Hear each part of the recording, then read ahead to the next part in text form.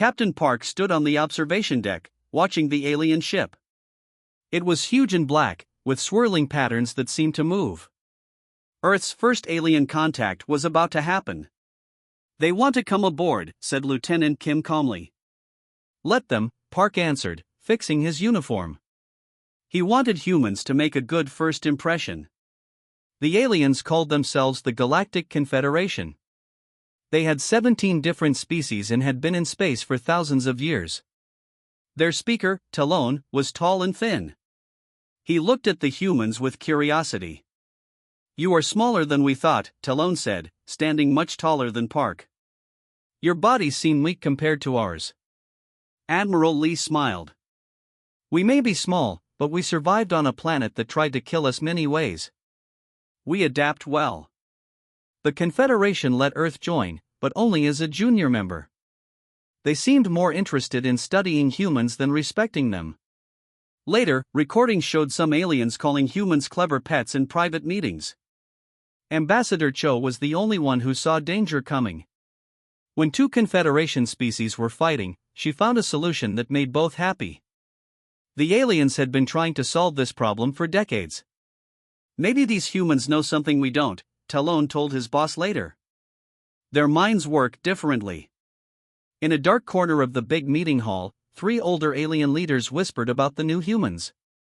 "We must control them," one said quietly, "before they become dangerous." 6 months later, Captain Park was drinking with Admiral Lee at the Earth Embassy on Centauri Prime, the Confederation's main world. "They think we're harmless," Park said, watching aliens move through the Grand Plaza outside. "Did you see how they laughed when we showed them our ships?" Lee nodded. "Let them laugh. Better they don't know our true potential yet." Earth's space program grew quickly with access to alien technology. Humans learned faster than the Confederation expected. While officially following Confederation rules, Earth quietly built its military strength. One day, Ambassador Cho sat in a major council meeting. Two powerful alien species, the Vorn and Telex, argued about mining rights in a shared system. "The treaties clearly favor us," the Vorn representative boomed, his forearms waving angrily. The Telex diplomat's skin changed to dark purple. "You twist the words to steal what is ours." For 40 years, this fight had continued. War seemed possible. The council leader looked tired as the arguing went on. Cho stood up. As the newest member's representative, no one expected her to speak. "I've studied both claims," she said quietly. "And I see a solution." The room went silent. She explained her plan: the Vorn would mine the system's outer planets, the Telex the inner ones. A joint station would process materials from the middle zone, with profits shared equally. "This is acceptable," the Vorn said slowly. The Telex's skin shifted to calm blue. "We agree." That night, Talon found Cho in the embassy garden. "You solved in one day what our best minds couldn't fix in decades," he said. "How?" Cho smiled. "On Earth, we've had thousands of cultures fighting over limited resources. We've learned when to compromise." "Your species is unusual," Talon said. "You seem peaceful, yet your history is full of war. You talk about cooperation but plan for conflict." "We hope for the best but prepare for the worst," Cho replied. "It's how we survived." Meanwhile, in a secure room deep in the council building, 3 senior Confederation leaders met secretly. "These humans learn too quickly," said Kel, a reptilian elder. "Did you see their new colony ships? Built with our technology but improved." "They're dangerous," agreed Mox, whose crystal body sparkled in the dim light. "We've studied their battles. No other species fights with such creativity and willingness to sacrifice." The third alien, Drez, moved his tentacles thoughtfully. "Perhaps we should introduce them to the Vex. They've been useful for removing problems before." The others nodded slowly. Back on Earth, General Su reviewed the latest intelligence with his staff. "The Confederation thinks we're still learning basic space travel," he said, showing images of Earth's hidden fleet. "But we'll be ready if their friendship proves false." Captain Park, now commanding Earth's newest destroyer, looked out at the stars from his ship's bridge. The Confederation had welcomed humans to the galaxy, but he sensed some aliens saw them as a threat. "Status report," he ordered Lieutenant Kim. "All systems normal, Captain. Our new shields are twice as strong as Confederation standard. Weapons charged but hidden." Park nodded. Humanity wasn't looking for a fight, but Earth's history had taught them a valuable lesson: peace works best when backed by strength. Little did he know that far away, the aliens called Vex were already being pointed toward human spacepoint. 10 years had passed since Earth joined the Galactic Confederation. Humans now lived on Mars, Europa, and 3 planets around other stars. They learned alien science quickly, but other species still viewed them as unimportant. The colony of New Sol was Earth's pride, a thriving city on the planet Proxima B. Governor Bay watched from her office as children played in the artificial parks. The dome above protected them from the harsh atmosphere outside. "Governor, you have a call from Earth Command," her assistant said. Bay frowned. "At this hour?" The screen showed General Kang's serious face. "We've lost contact with 3 Confederation outposts near your sector. Stay alert." 2 days later, the alarms sounded. Strange ships appeared in the sky above New Sol. They were dark, with sharp edges that seemed to absorb light rather than reflect it. "Vex warships," the defense officer reported. "The Confederation warned us an hour ago. They've never seen this species before." The first attacks were precise. The Vex targeted communication towers and power stations. Their ground forces wore black armor that Confederation weapons couldn't penetrate. "Evacuate the children to the underground shelters," Governor Bay ordered. "And send the emergency signal to Earth." On the Confederation capital world, General Min slammed his fist on the table. "Their attack patterns make no sense. They leave good positions to attack places with no military value." The Alien Council members looked confused. 3 of their outposts had fallen already. Their ships and weapons, the best in the galaxy, seemed useless against the Vex. "We must form a defense fleet," said the council leader. "It will take 7 days to gather our forces." Min shook his head. "New Sol will fall by then." He left the meeting and called Earth directly. "Send everything you have. Don't wait for permission." Colonel Song received the orders while his small fleet was on patrol near Jupiter. "All ships, set course for Proxima B maximum speed." His second-in-command looked worried. "Sir, we only have 12 ships. The Vex have over 50. Song smiled grimly. "Then we'll have to be smarter than them." The Earth fleet arrived just as the Vex began their final assault on New Sol's main dome. The human ships were smaller and older than the Confederation vessels the Vex had easily destroyed. A Confederation observer watched from a distance. "Those outdated ships will be destroyed in minutes," he told his captain. The Vex formed a perfect attack formation, their computers calculating the most efficient way to destroy the human fleet. Song's voice was calm over the radio.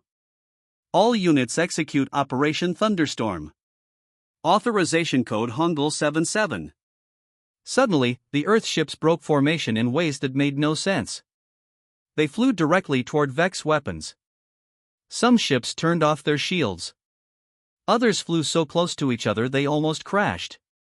"What are they doing?" the Confederation observer gasped. The Earth ships released clouds of small objects, mining drills modified to cut through Vex hulls. Other ships broadcast signals that confused Vex communications. 3 Earth vessels deliberately crashed into the largest Vex ship, their reactors exploding on impact. In 20 minutes, the battle was over. The remaining Vex ships fled in disorder. On New Sol, people cheered as Song's remaining ships landed. Governor Bay met him at the spaceport. "You saved us," she said, "but at what cost?" Song looked tired. "We lost 4 ships and 300 people. But the colony stands." The next day, Admiral Han spoke to the Confederation Security Council. The alien leaders looked shocked at the battle recordings. "The Vex expected you to follow standard battle plans," Han explained. "We don't fight that way. We improvise." "But your losses?" an elder council member said. 17% of your forces destroyed. Han nodded. A difficult but acceptable sacrifice to save 50,000 colonists. Two Confederation elders whispered together after the meeting. They consider losing 1 in 5 ships a victory, one said. Our species would never accept such losses. His friend looked troubled. They're willing to die in ways we stopped understanding centuries ago. Did you see how those pilots crashed their ships deliberately? Humans are more dangerous than we thought, the first elder said.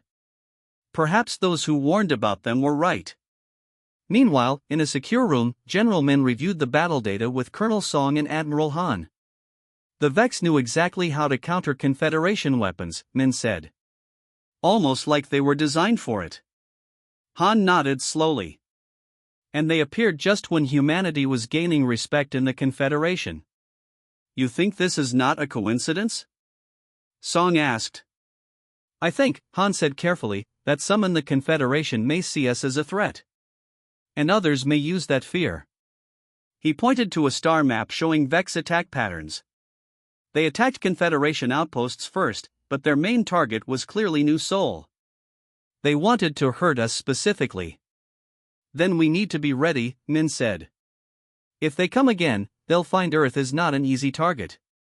Little did they know, the Vex were already planning their next attack.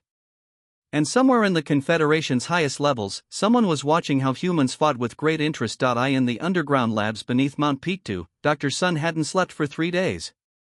She stared at the strange mix of human and alien technology spread across her workbench. It shouldn't work, she muttered, but it does. She had combined Confederation shield technology with Earth's missile guidance systems. The result was a weapon that could pass through Vex defenses like they weren't there. Dr. Sun, a voice called. General Du entered the lab, looking as tired as she felt. I need good news. Sun smiled and held up a small device. How about this? It's ready for testing. 3 weeks later, the first Tiger-class ships rolled out of Earth's orbital shipyards. They were small by Confederation standards, only 200 meters long compared to the kilometer-long alien vessels. But inside, they held secrets. They look primitive, said the Confederation observer, a tall blue-skinned alien named Vrel. Chief Engineer Nam smiled. Appearances can be deceiving. The Tiger ships confused Confederation sensors. They appeared to have less power than they should. Their weapons seemed too big for their size. And they moved in ways that defied normal space physics. Meanwhile, on Earth's moon, a new school opened.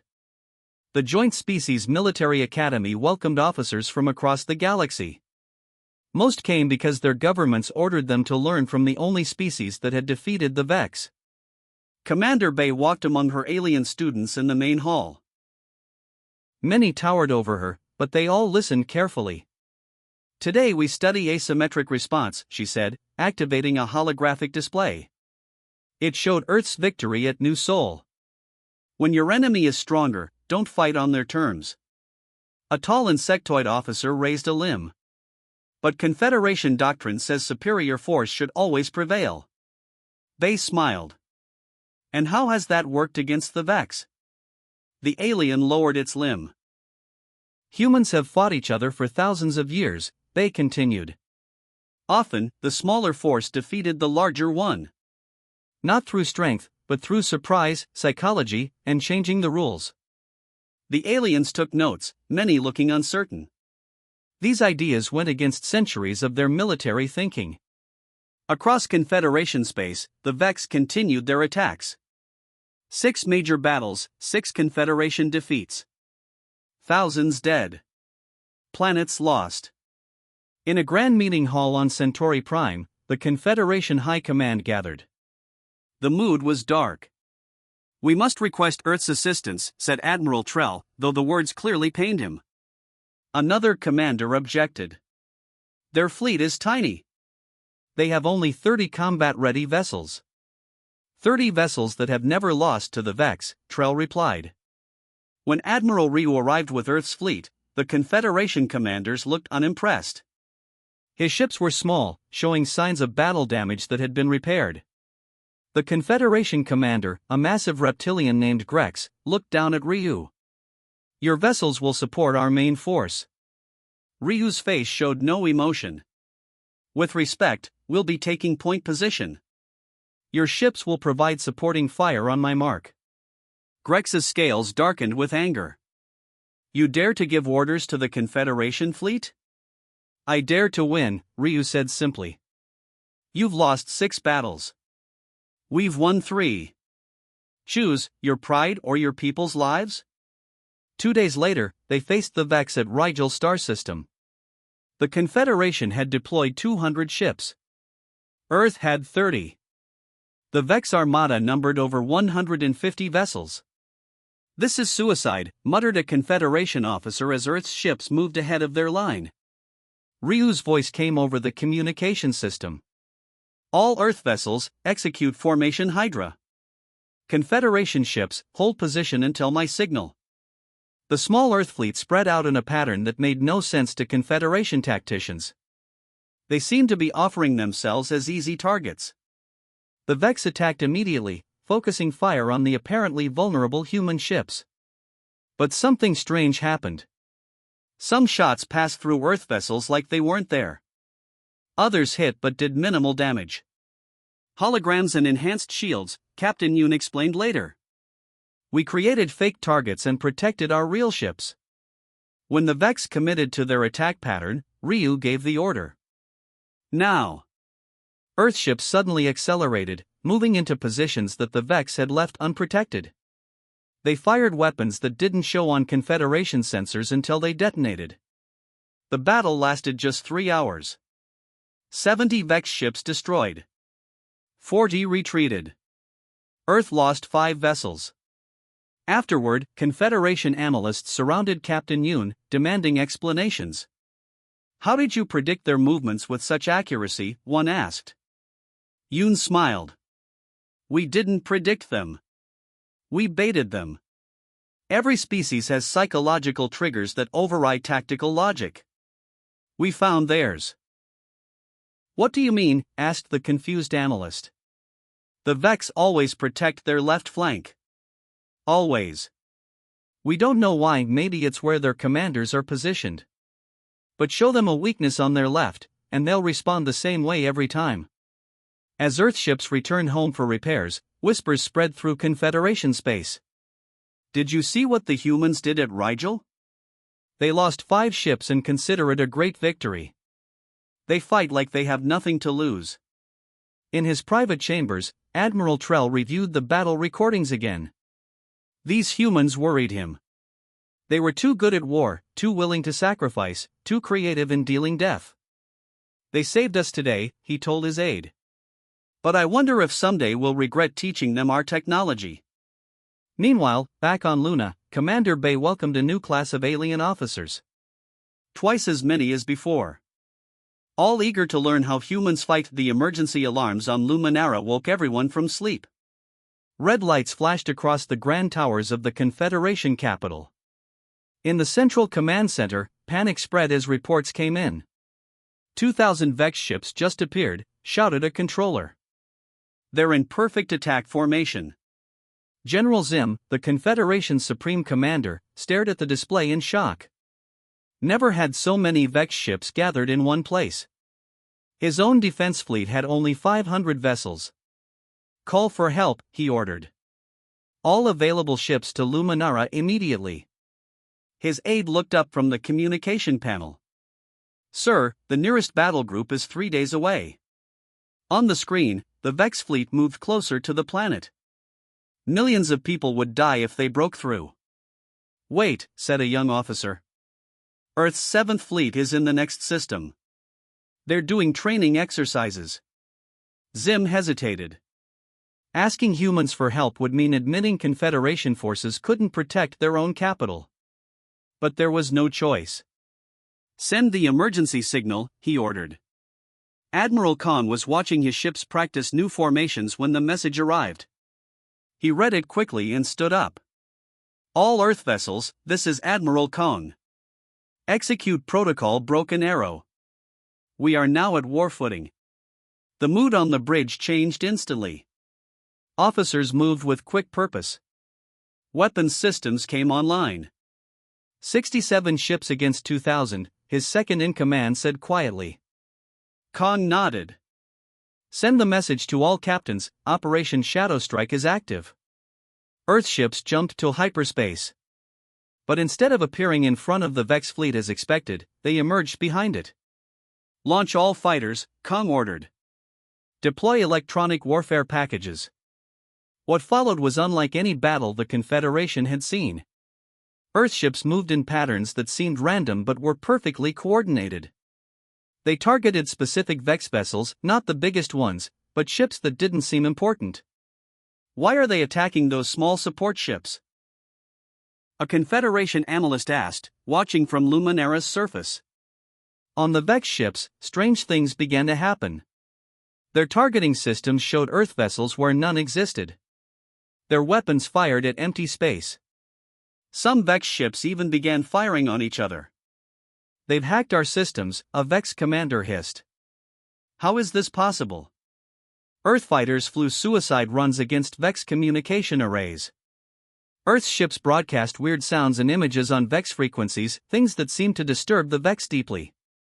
On Luminara's surface, the Confederation High Council watched in stunned silence. They're not just fighting, the Council Elder whispered. They're sending a message. Another Council member nodded. The message is, don't ever threaten us. While the battle raged in space, a small ship slipped through the chaos. Inside were Major G and his team of 5 soldiers. They wore special suits that hid them from Vex sensors. Target in sight, G said quietly. Prepare to board. Their ship attached to the largest Vex vessel, the command ship. Using cutting tools, they made their way inside. Remember, G told his team, we need their central database. Alive is better than dead. They moved through the dark corridors, avoiding Vex soldiers when possible, fighting silently when needed. Finally, they reached the central command room. The Vex commander turned in surprise. He was taller than a human, with gray skin and black eyes. G raised his weapon. Don't move, he said. We have questions. 3 hours later, the battle was over. 800 Vex ships destroyed. The rest retreating in disorder. Earth had lost 22 vessels, a heavy toll, but Luminara was saved. But the real shock came when Major G brought his findings to the Confederation Council. He played a recording from the Vex command ship. Project Purge continues as planned, said a voice that clearly belonged to a Confederation species. Use the Vex to eliminate the human colonies first, then move against their homeworld. The council chamber erupted in shocked voices. G continued with his report. The Vex are not a natural species. They were created in a lab. They are biological weapons designed to look like an outside threat. He showed images recovered from the Vex ship. They clearly showed Confederation scientists working on early Vex prototypes. The same group that opposed Earth joining the Confederation created the Vex to get rid of us, G explained. They didn't expect us to fight back so effectively. 2 days later, Admiral Kong stood before the full Confederation Council. His uniform was clean but showed signs of recent battle. His face was serious.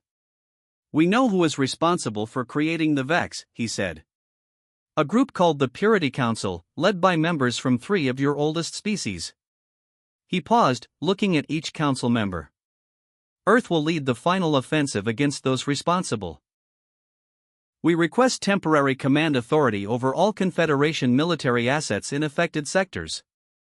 The room was silent. No one spoke against him. The council leader finally stood. After what we've seen, how can we refuse?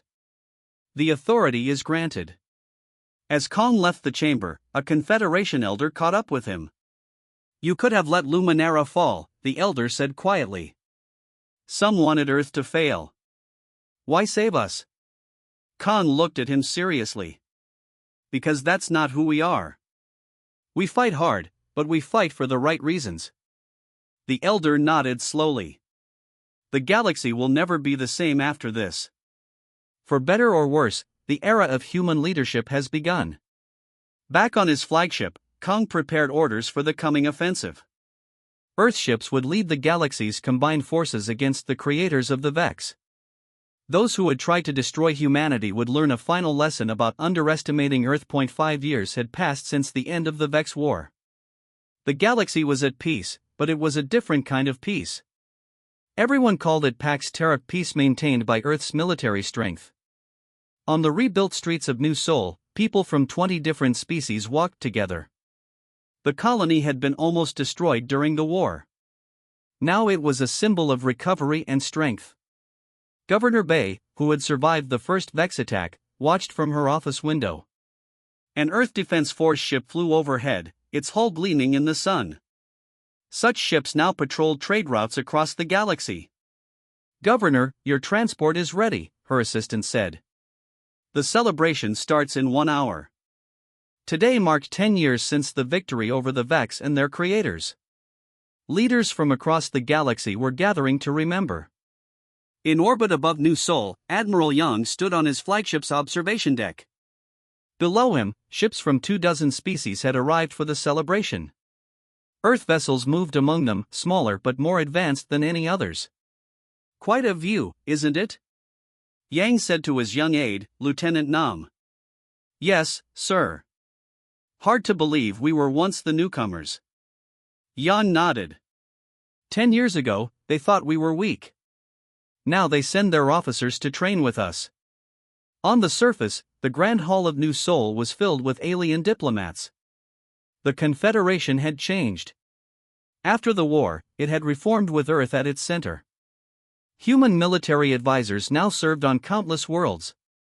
Ambassador Du walked to the speaking platform. The room became quiet.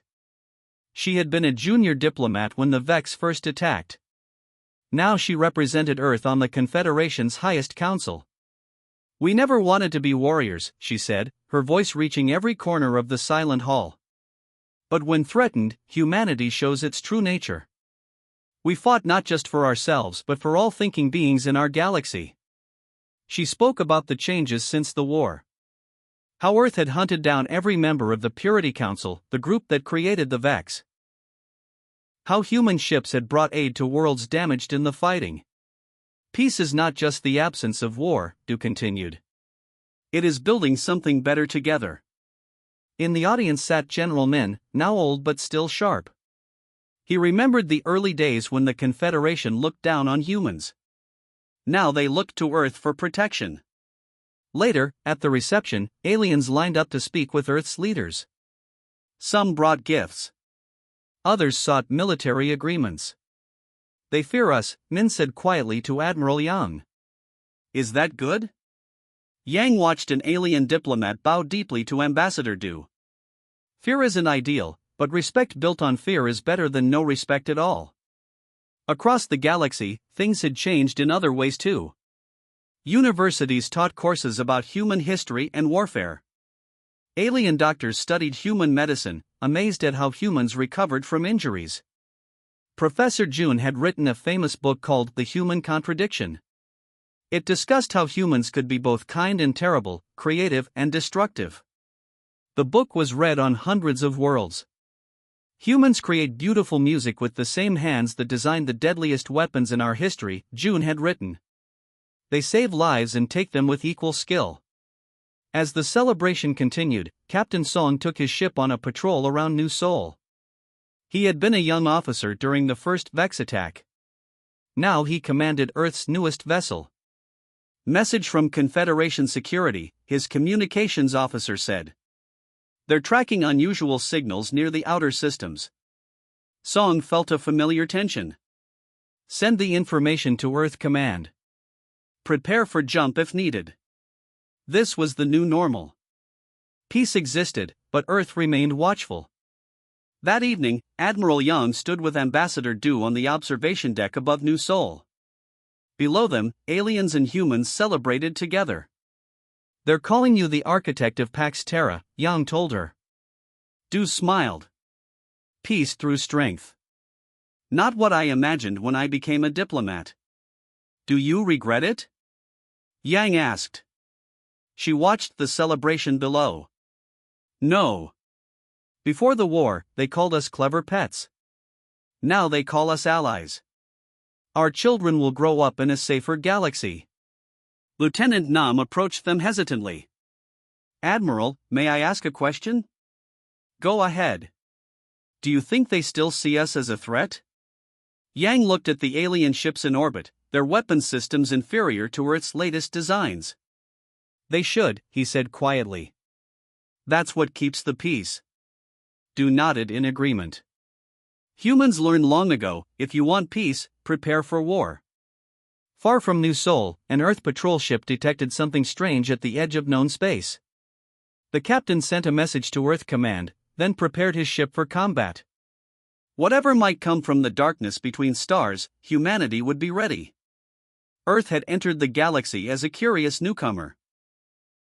Now it stood as guardian of a peace built on respect, cooperation, and the understanding that humans would fight with terrifying efficiency if threatened again. The galaxy had learned its lesson. Don't underestimate Earth. The end.